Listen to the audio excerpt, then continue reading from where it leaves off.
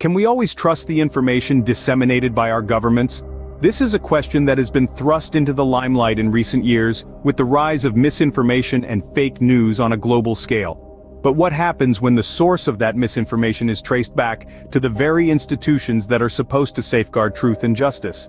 Take, for instance, the recent investigative report into the actions of the Prosperity Party, the ruling government in Ethiopia. What the report uncovers is a credibility crisis that goes beyond the usual political posturing and power plays. It reveals a government that has not only failed to deliver on its promised reforms, but has resorted to tyrannical tactics to maintain its hold on power. One such tactic involves the alleged use of a secret killing squad in the Oromo region, a disturbing revelation that has sparked outrage and concern. But the report goes further, exposing a government-backed media army that is systematically spreading misleading and false information across social media platforms. Recently, BBC Amharic published a damning report that revealed the intricate workings of the government's media army. This army, organized under the Addis Ababa City Prosperity Branch Office, has been actively engaged in circulating misleading and false information on social media platforms. The targets? Individuals criticizing the government, with the army's content often bordering on hate speech. This wasn't an isolated incident either. Weeks before this report was published, local news provider Ethio News exposed how members of the Prosperity Party were reprimanded if they failed to like and share content from the Addis Ababa city mayor, even being denied access to subsidized consumption goods like sugar.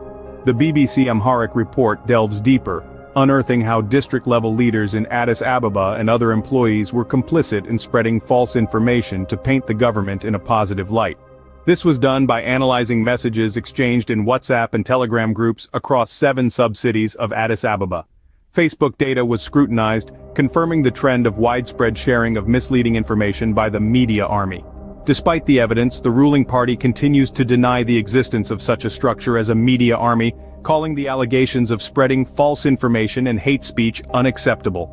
One example cited by the BBC involved His Grace Abun Petros, who the media army falsely claimed had fled the country in January.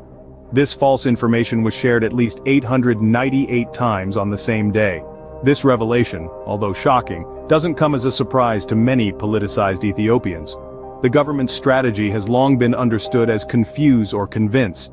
An example of this is the way the Memorandum of Understanding with Somaliland was presented to the public, as if Ethiopia had secured access to the sea.